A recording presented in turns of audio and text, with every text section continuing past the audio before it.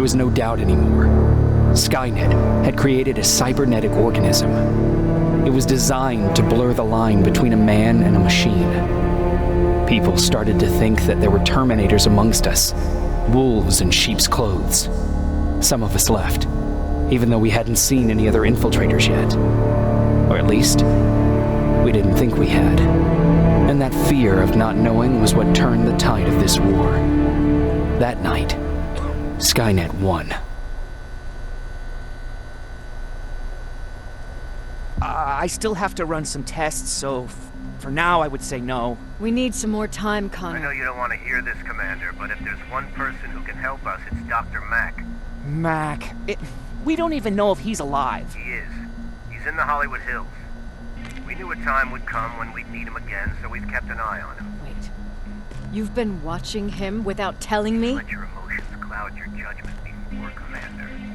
That's why I decided that Mack's whereabouts were no longer This is your bullshit. concern. He can't just magically fix all of our problems. He's a man, not a god. A man that That's makes enough, mistakes. Commander. You know what happened last time. He's the reason Perry's I dead. said that's enough. Sergeant Rivers? Yes, sir. TechCom believes that being marked for termination is a badge of honor, a sign that we're doing something right. We wear it proudly. And knowing you're wearing such a badge, Rivers, is all I need to trust you with handling this mission. Commander Barron will fill you in on the details. Good luck, soldier. Over and out. Looks like you're going to Hollywood Hills. Dr. Edwin Mack is the one who taught us how to use Skynet's weapons, so there's a chance he can do it again. Take him that second-generation plasma rifle and see if he's able to reprogram it. If we want to use Skynet's weapons, we need to bypass their encryption lockouts. How will I find him? He's obsessed with surveillance. So when you get there, look for any cameras, biometric sensors, or any other tech stuff. He should be around. That's it.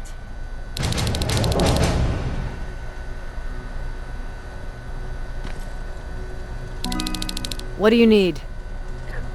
Anything I should know about Dr. Mack before I leave? Only that he can't be trusted and he's highly manipulative. So you need to stay cautious. Was Mack the one whose drone you smashed? Yes. Yes, it was. I've never told this to anyone, but before I met Mack and Perry, I was wandering alone. Didn't have a map, so I drew one myself. The first people I came across were two guys, old enough to remember Judgment Day. We camped out together. They gave me advice, we shared some stories. Sounds nice, right? A little too good to be true. It was. I was too naive to notice it back then. When I woke up, all my things were gone, including my map. There I was, lost in the desert. Thirst and hunger. I knew I was gonna die. I passed out with my face in the sand. But next thing, I was lying in a bed, bathed and wearing clean clothes.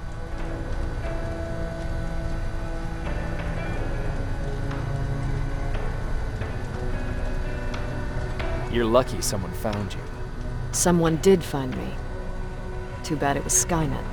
Through the window, I saw thousands of Terminators. First, I thought it was a work camp, but it was something else. A Skynet research facility. They kept me alive, but I didn't know why. I thought I was the only human there. But after a while, someone came into my cell. A man. Well-dressed, clean-shaven. You want to take a guess who that was? An infiltrator. In a way. He was a traitor to his race. Bastard was selling every piece of knowledge the machines didn't have. In return, they gave him everything he wanted.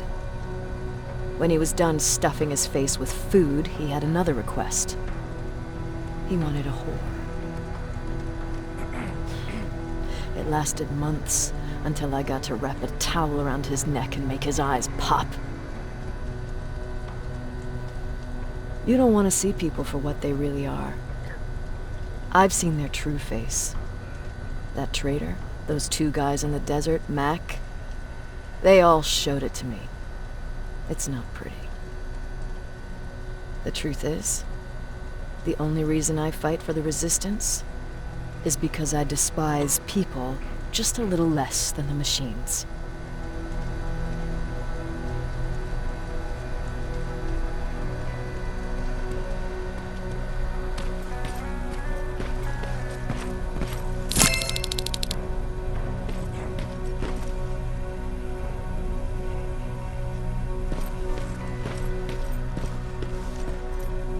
Jacob, do you have a minute? Of course. I've heard that you're going to Hollywood Hills. Well, with Baron yelling like that, the whole shelter heard. He wanted me to tell you if I needed anything, so here it is. When you get to Hollywood Hills, could you stop by my old house? It's near the Griffith Park tennis courts. I wonder if Peter went there and left something for me. I know he'd be stupid to go there, since now it's behind the Annihilation Line, but then again, he was always full of stupid ideas. I'll see what I can do. Thank you.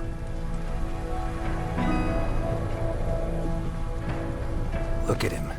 He never talks to anyone. He just sits there. I bet he's one of those machines.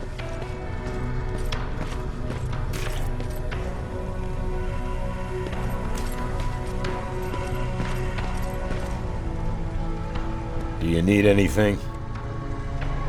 Can I see your hardware?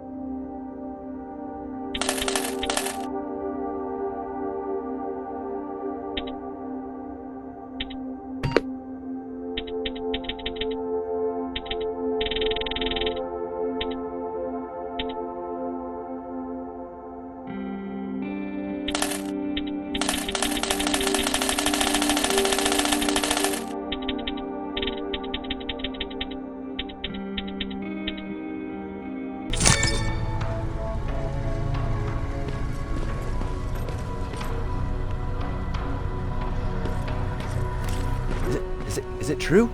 I can look human now?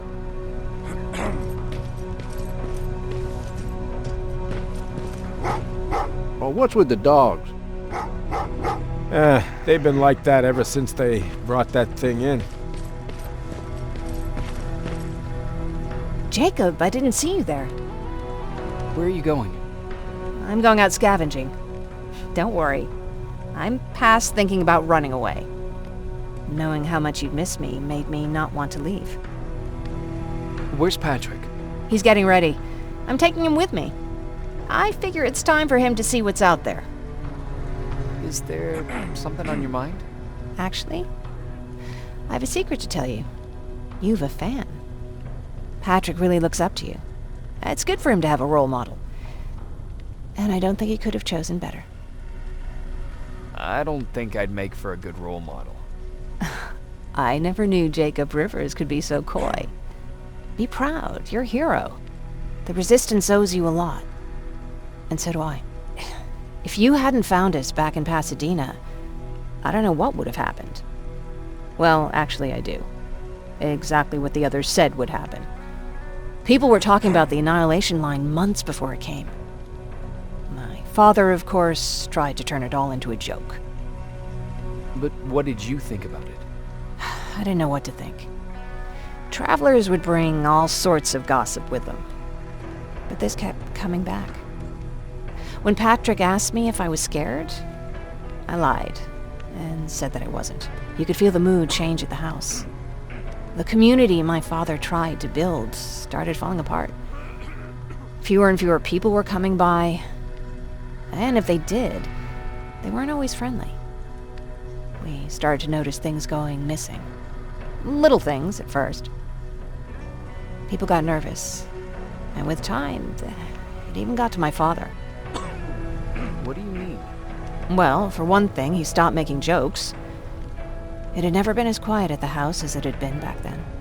After a while, my father changed the sign from welcome to beware. He put a lock on the door and started carrying a shotgun. I didn't even know he owned a gun. He always said he didn't believe in them. I wanted us to leave our house and run, but he didn't want to listen. Said it was the only place he could keep us safe. Thanks for letting me spill my guts like that. Is everything okay? You seem far away. Nothing can get past you, can it? I've been thinking about the day we met. I never told you how we really ended up there. You can tell me anything. I know I can. That's why you're the first person I'm telling this to. That day, loud hammering woke me up. When I came downstairs, I saw my father nailing the window shut. Through the crack, I saw them coming. Hundreds of metal heads and their red eyes. Even though they're just empty shells, I could feel the hate radiating from them. What did you do? I made Patrick stay upstairs and went back to talk to my father. We argued for a minute or two, and I tried to pull him away from the window. He pushed me away. I tried it again, but he shoved me, and this time I fell. I didn't recognize him as he was reaching for his shotgun. He said, I shouldn't worry about the machines. They wouldn't hurt us. I don't even remember how. But the gun was already in my hands. I closed my eyes and went someplace else. Didn't even hear the shot. I didn't hear Patrick's steps either. He saw you? He did. He was staring at me like I was a stranger. He didn't scream or cry, he just stared. I threw the gun away, grabbed Patrick, and tried not to notice the hole in my father's unmoving chest. As we ran, I could hear them coming, so we found somewhere to hide. Then you came. I wanted to tell someone about all this, but I was afraid to. I'm glad you did. I am too. We talk a lot about how heartless the machines are. And I started to think that maybe I was too. I probably would have convinced myself of that if it wasn't for you keeping me sane. Thank you for everything.